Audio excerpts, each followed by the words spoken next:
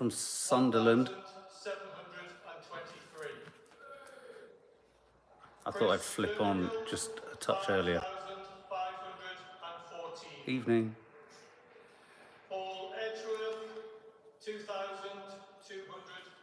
So this is the Sunderland result. It's just coming in. It was just the first one, literally landing now.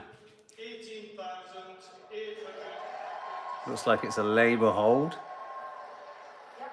So Bridget Phillipson, Shadow Education Secretary up until this evening, has won very easily there. So she's won with 18,000 and the Tories are second with 5,000. Oh, no. Reform second with 11,000. Wow. Look at the Reform numbers. Told you. Wow. Told you it was going to be a shock. 11,000. So I'm just going to turn that down. So hi guys, welcome. Yeah, lots of you were saying this morning to go live at the point that the exit poll kind of was issued or released, and the exit poll is saying a majority for Labour of 410 seats. Obviously, everyone on television at the moment is kind of speculating, you know, is that the highest majority? Will it be as... It's not quite as high. The weird thing about it, I don't know what you all think, but 410, obviously it's massive, but it's not as big as I think they were anticipating or predicting earlier in the day and earlier this week. But looking at those numbers, so she's won, Labour's got 18,000, Reform 11,000. This is Sunderland. If you add Reform and the Conservatives vote together, it's almost exactly the same as the Labour vote. And Andy Burnham, we all know how much Nadia loves Andy Burnham. Andy Burnham, and what I love about this is that, you know, Labour is the mayor, isn't he, for Manchester.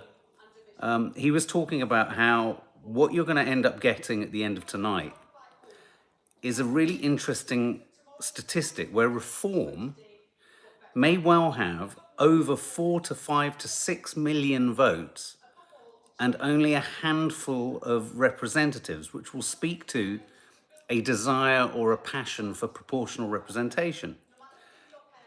There's also the possibility that Starmer, even with this majority of 410, this is gonna hurt Starmer behind the scenes.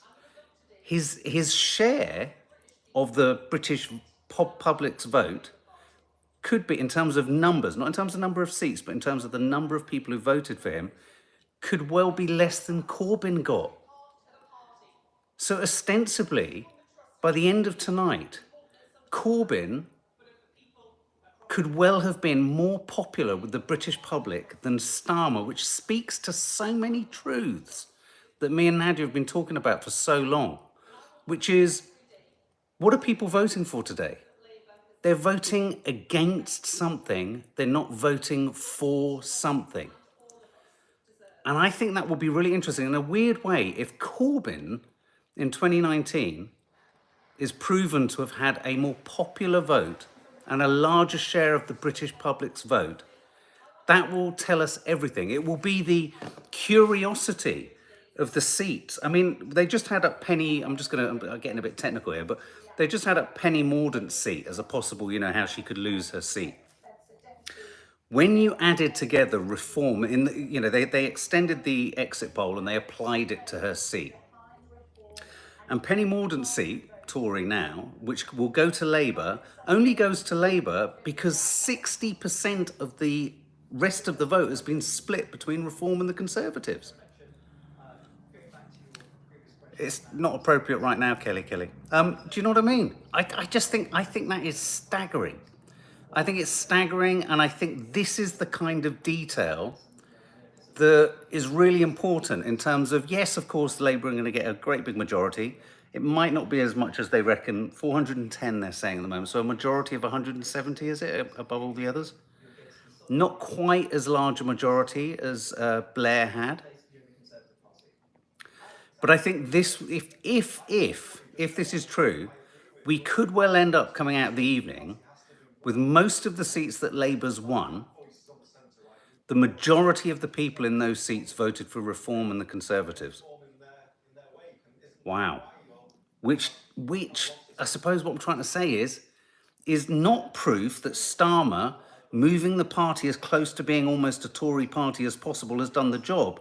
Corbyn, being more of a kind of idealist, was more popular. What do you think? Piers Morgan's already announced tonight. What's he said? He said something. It's a political and social earthquake, says Piers Morgan. Never before seen in our life. Keir must deliver, says Piers Morgan. Thing is, Starmer doesn't need to be popular at the moment. The popularity will grow with the delivery. Me too. God, you're so confident. I hope so. I hope you're right for the country. I mean, obviously, I didn't vote for him. I voted Green today. And I was part of the exit poll. We were asked who we'd voted for. The Green Party look like they're going to do quite well in Brighton. 2 seats. They look like they're obviously going to hold 1 seat, but possibly take another seat. I just think it just strikes me as curious. It's going to be very hard, I think, for Starmer. I think the limitations that are going to be there for the first 5 years of any Labour government are so enormous that, we just had David Lammy, the great Zionist supporter of Israel, who's going to probably become the Foreign Secretary. Oh, there's no vested interest in that role, is there? Maybe he shouldn't actually be taking the role just because of his vested interests. So David Lammy, he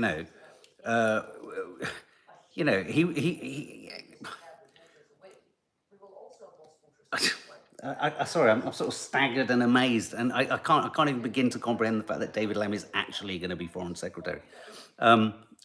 Sorry. So the Green Party are looking like they can do really well in Brighton, and I think Jeremy Corbyn. I think there's about 5%. There's a 5% difference between him and the Labour politician. Apparently, the Labour Party in London were scrambling activists across London to get to Islington North because they're worried it's going to be too close to call. And of course, for the Labour Party, the optics of Jeremy Corbyn winning Islington North will be awful, especially if, alongside Corbyn winning, will be the possibility that Corbyn was infinitely more popular than Starmer. So, I don't know. I've just got this funny feeling. That's right. So David Lammy was talking about the idea that really what people need is a 10-year session of the Labour Party, a 10-year reset. But if they can't make everything change, and there was some good questioning of David Lammy a minute ago, saying unless, by Monday morning, most people are very impatient. I think Starmer and the Labour government will lose the British public if results don't come through quickly. And as we know, you can't make waiting lists come down rapidly or rapidly enough. You can't make the cost of things come down rapidly enough. You sure as hell can shove up the price of things or shove up council tax and things like that. But they do need to get moving, Glenda the good bitch. And I worry, will they be able to get moving fast enough? And if they can't, that's when Starmer's fundamental lack of popularity relative to Corbyn and relative to the fact that in most of these seats, the majority of people have been split between the Tories and Conservative. I don't think any of that is good for the Labour Party. I now understand what they mean by a sandcastle majority. Remember we were talking about it this morning? The idea that, a very quick kind of wave can come in and sort of just take the top off it. Me too. Some things they can do quickly, like planning reform. You can get planning reform in quickly, but you can't get things built quickly, can you? Because the price of things is so high. There are so many knock-on effects. I tell you what, if the Labour Party had been bold enough to say, we're going to loosen all of the connections with Europe, we're going to make things quicker, we're going to make things more affordable, of course they would. They couldn't have done that because already I'm still looking at the Houghton and Sunderland South numbers there. It's literally 11, 16, it's 17,200. If you combine Reform and Conservatives, it's only a majority of 1,000. Not sensational. Not sensational. Services inflation are still going up. Yeah, absolutely. Most people have voted tactically as no one knows what. Elaine Potter. Most people have voted tactically because no one knows what to do. I think that's a really fair assessment. I mean, to be brutally honest with you, I was still dovetailing between, toying with the Lib Dem, but then kind of constantly being tugged back to the Green Party. And that was happening today. You know, this idea of one being ideologically attached to your party, it's gone. It's just gone. I think it takes 7 years, says Faith, to train a doctor, so won't be quick to get new doctors or That's what I mean. The lead-in time on this. I think there's going to be such an impatience in the British public, way beyond the reality of what anyone can deliver. And that's why, in many regards, whatever Labour, however the Labour Party, whatever party got in after the Tories, it was always going to be a poisoned chalice.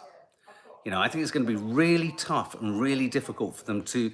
They might have all. You're right, Mitri. They might have all the best intentions to get everything moving, motoring along. But I severely doubt whether they'll be able to get them moving quickly enough for the optics for the public. I think another. You're right, Ashley.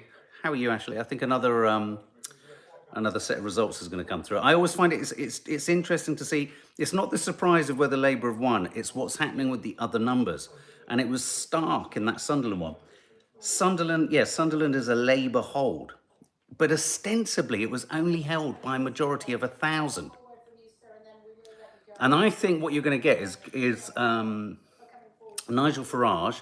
Interestingly, this is where Andy Burnham was so good. Andy Burnham was saying when he was running, whenever he was running as MP, was it 5 years ago, before he became the mayor, he was saying that he noticed with the UKIP vote that the reason there was a surge to more extremism, if you like, the reason there was even more of a surge to sort of far right politics and actions was because there was a feeling that there was no representation, because UKIP got 4 million votes and they got 2 representatives.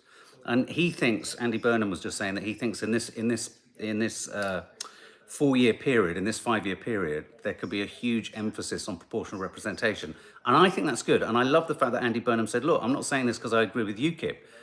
He says out on the ground, he feels that people feel underrepresented. And I think that's everything you guys have been saying. I don't see how PR can be a bad thing. Of course you allow, political opinions you don't agree with in, but that's the whole point, isn't it? I think we have, have we got another Blythe result coming in? No, is Blythe, is that Lee Anderson? Oh. So yes, so the exit poll is saying 410. One result has come in, Labour hold, Houghton and Sunderland South. I don't think the numbers are big. I personally think it's going to be fucking deeply ironic and hysterical if by the end of tonight and by tomorrow morning, we're looking at Starmer being less popular, even though he'll have a stonking majority, than Corbyn. And his majority will be paper thin across most of the seats that he's won. Oh, there's footage here of Nigel Farage. It's quite something, Nigel Farage. I think he's tried to become an MP 5 times. On one occasion, his flight, do you remember, he was in a plane and it crashed? And then he got out of the plane like the Terminator and marched to the polling office. Anyway, guys, I just thought I'd just touch base with you guys. Obviously, we're going to be talking about all of this in the morning. 7 times, MeTube, 7 times. We'll be talking about all of this in the morning. Blythe isn't coming. Oh, they're just reporting from Clacton. That's Nigel Farage's seat. So, fingers crossed. Who's staying up all night? Anyone? We'll never forgive how... No, exactly. I agree. It's mad that Lee Anderson was Labour only a few years ago. Now he's an absolute crazy right-winger. I mean, who was the other Tory, the rabid Tory that went walking across the House of Commons and Labour welcomed them with open arms? That should tell us absolutely everything we need to know about Starmer. You don't just win by embracing every Conservative member there is. It's just ridiculous. Elphick, that's it, yeah. Thingy Elphick. Anyway, the results are going to be coming in. They're going to be coming in throughout the night, but you will have a pretty strong sense by 12:30, 1 o'clock, I'd have thought. I think, 1 o'clock, quite a few will have come through by then. But yeah, anyway, as they come through, if you're watching it, don't just look at who's won, look at the combined vote of Reform and the Conservatives. It'll be interesting to see those seats where the Lib Dems are looking to do well, to see how the vote sort of splits there. But I think we are going to be not necessarily looking at an election result in which the majority of the country have asked for Starmer. And we still haven't even thought about what the percentage of the population is either. Anyway, guys, stay safe. We will see you in the morning. It's going to be a long night.